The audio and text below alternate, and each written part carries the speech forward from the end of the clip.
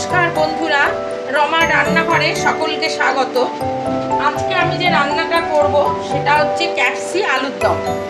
তা দেখুন আমি কিভাবে এই রান্নাটা করি। আপনারা তো এমনি সবাই তো জানেন করতে আলুর দম, আর এমনি সাধারণ আলুর দম তো আমি আগেও করেছি দিয়েছি, কিন্তু এই আলুর দমটা আমি কীভাবে করছি সেইটাই দেখাচ্ছি।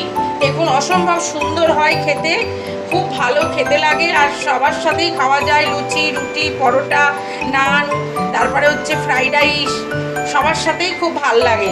তা আমি কিভাবে করছি দেখুন। আলুর দমটা আমি প্রথমে কড়াতে তেল দিয়ে দিয়েছি, সর্ষের তেল 4 টেবিল চামচ।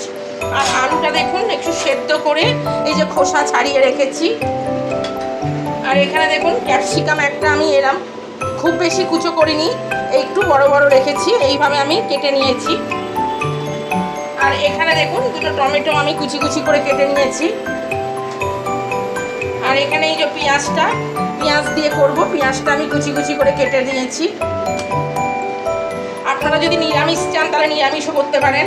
আমি এর মধ্যে একটু আদা, রসুন আর 4টে কাঁচা লঙ্কা বেটে নিয়েছি। আপনারা ঝালটা যে যার মানে যেরকম খান সেই আন্দাজে আর কি দেবেন। কড়াই দেখুন তেলটা আমার গরম হয়ে গেছে। এবার আমি কড়াতে একটু নুন দিয়ে দিলাম, তারপরে দেখুন একটু হলুদ দিয়ে দিচ্ছি। এইবারে আমি আলুগুলোকে ছেড়ে দেব। আলুগুলো আমি একটু ভেজে নেব। একটা সিটি দিয়ে আমি সেদ্ধ করে নিয়েছি, নিয়ে এইবারে আলুগুলো একটু আমি লাল লাল করে একটু ভেজে নেব। এই যে দেখুন বন্ধুরা, আলুগুলো আমার ভাজা হয়ে গেছে। এইবারে আমি আলুগুলোকে তুলে নিচ্ছি, আর একটুখানি আমি তেল দেবো এতে। এইবার ফোড়নের জন্য দিচ্ছি দেখুন একটু সামান্য একটু জিরে দিলাম, গোটা জিরে, আর একটু 4টে এলাচ আর একটা দারচিনি দিলাম, আর এই যে একটা তেজপাতা দিলাম ছোট।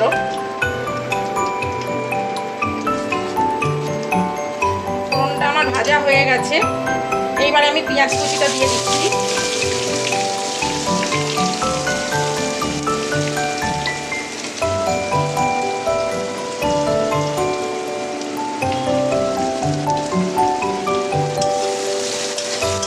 আমি ঠিক যেভাবে দেখাচ্ছি, যেভাবে করছি, আপনারা ঠিক এটা এইভাবে করবেন, দেখবেন অসম্ভব সুন্দর খেতে লাগবে। পেঁয়াজটা ভাজার সময় আমি একটু সামান্য একটু চিনি দিয়ে দিচ্ছি।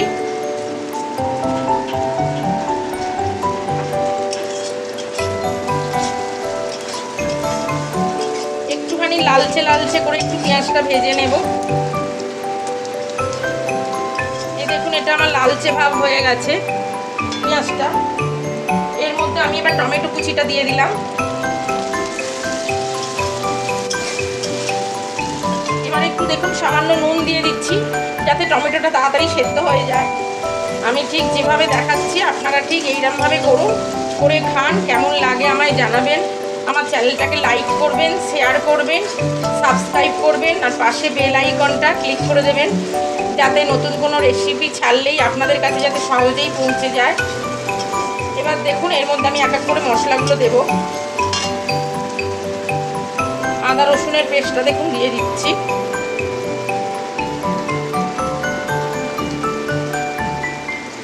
এরপরে দেখুন একটু জিরের গুঁড়ো দিলাম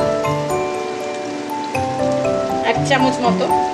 একটু দেখুন লাল লঙ্কার গুঁড়ো দিচ্ছি।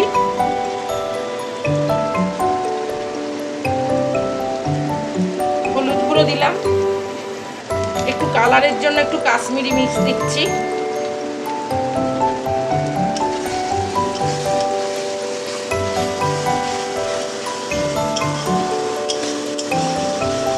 নুনটা আমি বুঝে দেব অল্প করে, কেন যেহেতু আলু ভাজার সময় নুন দিয়েছিলাম হলুদের সাথে, আবার এই টমেটোটা নরম করার জন্য একটু নুন দিয়েছি, যার জন্য নুনটা বুঝে দিতে হবে। দেখুন অল্পর ওপরে আমি একটু নুন দিলাম। এইবারে দেখুন আমি এর মধ্যে ক্যাপসিকামটা দিয়ে দিচ্ছি।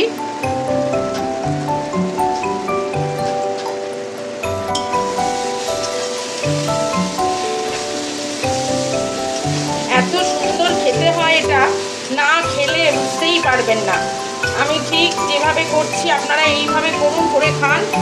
এমন কিছু ঝামেলা নেই, ঝটপট হয়েও যায় তাড়াতাড়ি। অথচ খুব সুন্দর খেতে লাগে। বাড়িতে কোনো অতিথি এলেও ঝটফট করে এইরকম একটা আলুর দম, একটু লুচি কি পরোটা করে দিলে পরে খুব ভালো খেতে হবে। সামান্য একটু জল দিচ্ছি, এটাকে একটু কষিয়ে নেব, তারপরে আলুটাকে দেব। দেখুন বন্ধুরা, এটা আমার কষানো হয়ে গেছে, একদম তেল ছেড়ে দিয়েছে। এইবারে আমি আলুটা দিয়ে দিচ্ছি।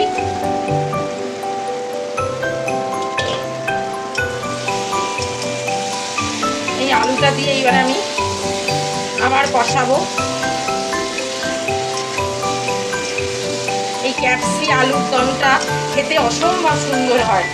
কাউকে করে খাওয়ালে পরে মানে ভীষণ তারা তৃপ্তি পাবে, আর আপনার খুবই সুনাম করবে এত সুন্দর খেয়ে। আমি ঠিক যেভাবে দেখাচ্ছি এইভাবে আপনারা একবার করুন, আমার কথা রেখে খান, কেমন হয় আমায় জানাবেন। আমার চ্যানেলটাকে লাইক করবেন, শেয়ার করবেন, সাবস্ক্রাইব করবেন, পাশে বেল আইকনটা ক্লিক করে দেবেন। সামান্য অল্প একটু জল দিচ্ছি, বেশি দেব না জল, কেন যেহেতু আমি এটা শুকনো শুকনো করবো ক্যাপসি আলুর দম, ওই জন্য আমি এটা শুকনো শুকনো করবো বলে খুব বেশি জল দিইনি। দেখুন অল্প একটু জল দিয়েছি, নিয়ে এটা একটু কষবো। দেখুন বন্ধুরা, আমার এটা হয়ে গেছে। এই যে ভালো করে কষিয়ে নিয়েছি, সুন্দর করে শুকনো শুকনো কষানো হয়ে গেছে। দেখুন কত সুন্দর দেখতে হয়েছে আলুর দমটা, আর খেতেও তো অসাধারণ, কিচ্ছু বলার নেই। আমি তো আর আপনাদেরকে খাওয়াতে পারছি না, অতএব আপনারা, আমি দেখিয়ে দিলাম কিভাবে আমি করেছি, আপনারা ঠিক এইভাবে করুন, করে খান, কেমন হয় আমায় জানাবেন। আমার এটা পুরো তৈরি হয়ে গেছে। এবারে আমি সব শেষে এই একটু গরম মশলা দিয়ে দিচ্ছি, ব্যাস, আর কিচ্ছু এটাই দেওয়ার নেই।